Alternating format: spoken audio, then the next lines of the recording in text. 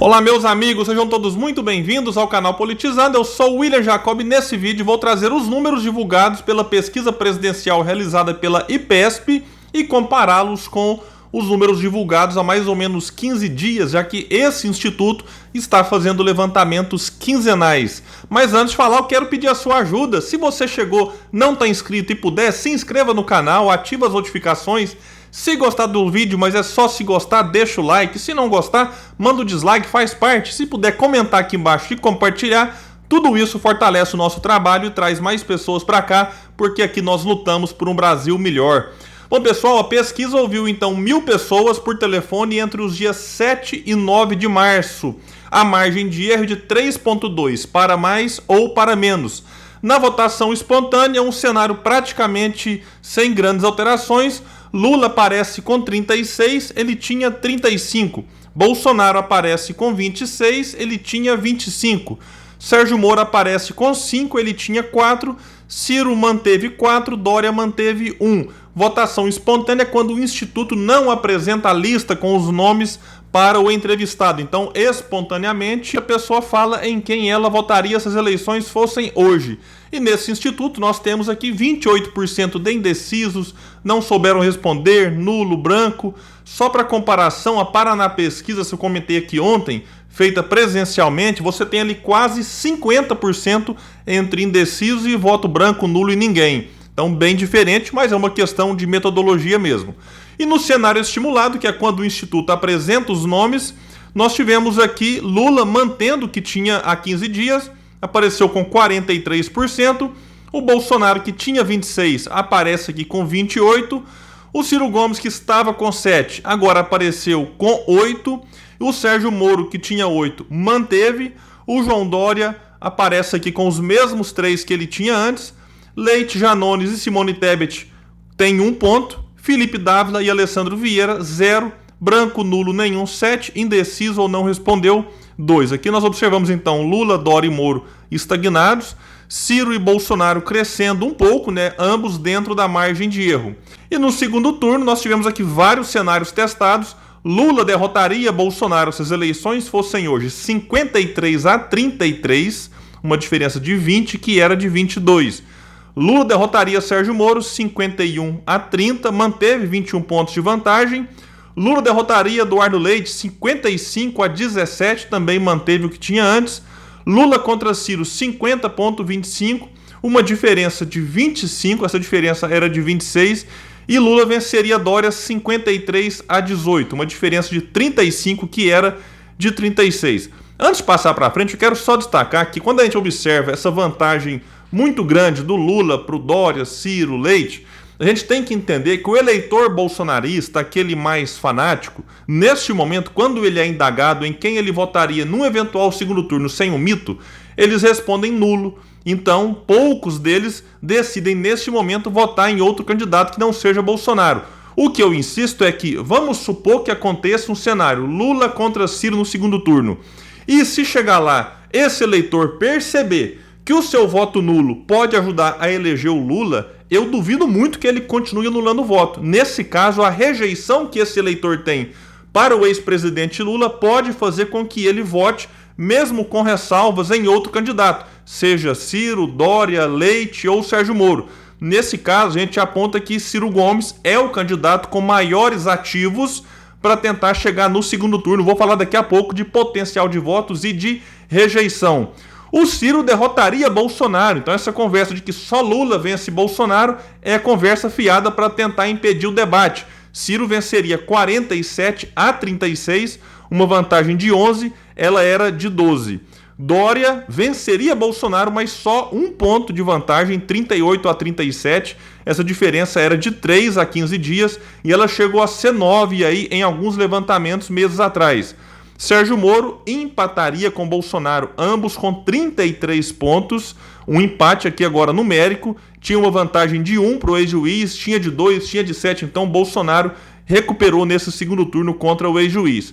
E Bolsonaro venceria Eduardo Leite, uma vantagem de 5 pontos que era de 4, 40 para o Bolsonaro, 35 para o Eduardo Leite. E então, hoje, né, que isso aqui pode mudar a cada pesquisa, só Ciro e Lula venceriam Bolsonaro com certeza baseado nesses números e, claro, se as eleições fossem realizadas hoje. Vamos falar de potencial de votos. Eu tenho chamado a atenção para isso aqui nos vídeos, porque isso fala um pouco da possibilidade de um candidato crescer mais ou crescer menos. Lula tem a liderança nesse potencial de votos, 56. Era 57, então uma oscilação pequena. 44 dizem que votaria no Lula com certeza e 12 poderiam votar. Ciro Gomes vem em segundo, com 50 pontos, ele tinha 48, então aumentou 2. Destes 50, 12 dizem que votariam no Ciro com certeza e 38 poderiam votar. Sérgio Moro aparece em terceiro com 39, era 40.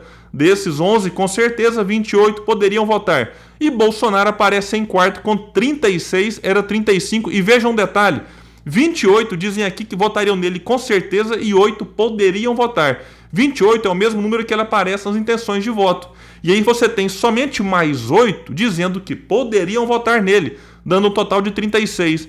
Se a gente pega Bolsonaro aqui nos cenários de segundo turno, por exemplo, ele tem 33 contra o Lula, contra o Ciro 36, que é esse potencial máximo, 37 contra o Dória, mas está dentro da margem de erro, e 33 contra Moro e 40 contra Eduardo Leite, mas aqui também está um pouco acima da margem de erro. Então o potencial de votos nos traz mais ou menos o teto que cada candidato pode chegar, e Bolsonaro, apesar desse crescimento registrado em alguns institutos, ainda demonstra aqui que ele tem um teto muito baixo que pode dificultar a sua vida.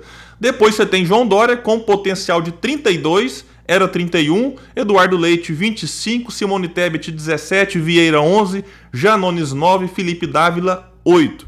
Vamos falar de rejeição. Bolsonaro lidera a rejeição, era 62%, agora é 61%. Isso aqui é muita coisa para quem está na cadeira da presidência da República. Ou seja, 61 de cada 100 entrevistados disseram que não votariam em Bolsonaro de jeito nenhum. João Dória vem logo em seguida, com 59, manteve o que ele tinha antes. Sérgio Moro aumentou a sua rejeição, era 54, agora 55, e bem atrás você tem Ciro com 43, era 44, então o Ciro melhorou aqui um pouco, e o Lula também melhorou um pouco, era 43, agora 42. Os outros nomes, como são bem menos conhecidos do grande público, é natural que sejam menos rejeitados, mas ainda assim a gente observa vários deles com rejeição próxima aqui. Aqui tem, por exemplo, Lula e Ciro. Vamos falar de avaliação do governo para ver como que a situação de Bolsonaro dá uma melhoradinha, mas nada que possa significar hoje uma ameaça de vitória dele. 27% consideram seu governo ótimo ou bom, parecido com a intenção de voto que ele tem no primeiro turno, que é de 28.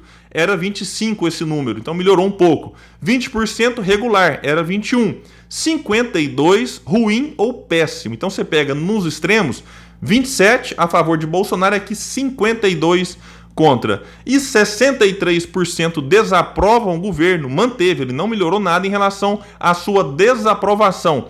A aprovação melhorou um ponto, era 31, agora 32. Ele conseguiu isso aqui daquele eleitor que estava ali sem saber o que responder.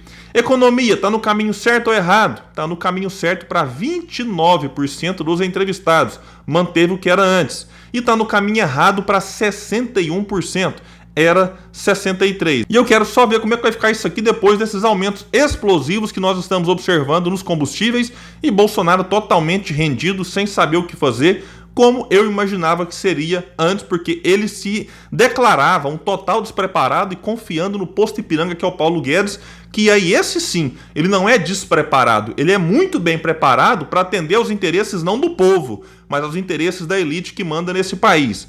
Sobre endividamento, 33% dos entrevistados disseram que tende a aumentar ou aumentar muito o endividamento pessoal. Esse número era de 30%, então aqui tem uma mudança também significativa. 33% acha que vai ficar como está, era 36%, e 23% vai diminuir ou diminuir muito. Então até aqui a gente percebe já um sinal de piora no cenário para Bolsonaro. Sobre inflação, nos últimos meses, 96% reconhecem, que os preços aumentaram ou aumentaram muito, 96%. E para os próximos meses, o Instituto perguntou, eu juntei aqui o aumentar com aumentar muito, dá 72%. Esse número era de 63%, então a gente percebe aqui um aumento de 9 pontos, e isso também é um sinal que pode indicar na próxima pesquisa ou nas próximas uma estagnação, talvez até já uma queda do atual presidente. E no geral, meus amigos, por enquanto nós temos aí um quadro com poucas mudanças, né? Lula se manteve com os 43 e fica claríssimo que nesse momento ele surfa nesse patamar porque se apresenta como a força maior para derrotar Bolsonaro. Só que eu quero ver quando, de fato, a campanha começar, as eleições tiverem algumas definições importantes, vice, palanque estadual. Então, por enquanto, Lula se aproveita dessa sua força natural, que gira em torno de 25%, 30%, que o PT teve aí em todas as eleições, e com isso ele acaba ganhando um extra, porque muita gente que rejeita o PT, mas rejeita mais o Bolsonaro, diz nesse momento votar no Lula. Esse eleitor pode migrar para um outro candidato na medida em que as eleições se aproximarem.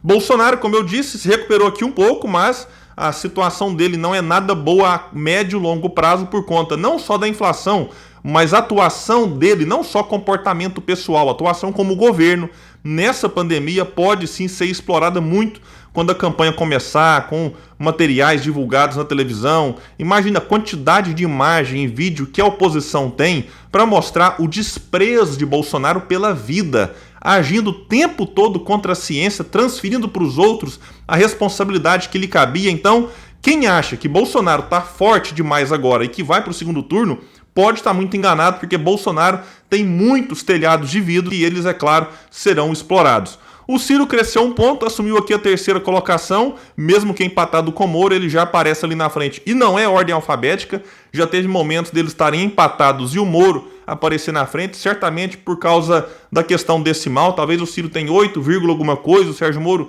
8 menos ou 7,8, então no arredondamento os dois ficam com 8. O potencial de votos do Ciro é altíssimo, eu tenho chamado a atenção para isso, e aqui tem um desafio, que é você transformar aquele eleitor que diz que poderia votar no Ciro no que votaria com certeza. Hoje você tem 12, com certeza 38 poderia. Então essa migração pode acontecer. O Ciro tem uma avenida de votos para conquistar e ele tem tempo para isso. Já o Sérgio Moro, concorrente direto do Ciro, para assumir essa terceira colocação e tentar ganhar voto útil lá na frente, ele tem problemas, por exemplo, potencial de votos mais baixo e rejeição mais alta. Mas o Moro, mesmo assim, nessa pesquisa tem algo a ser comemorado por ele, que é a estagnação. E eu chamo a atenção que em alguns momentos você ficar estagnado chega a ser uma vantagem.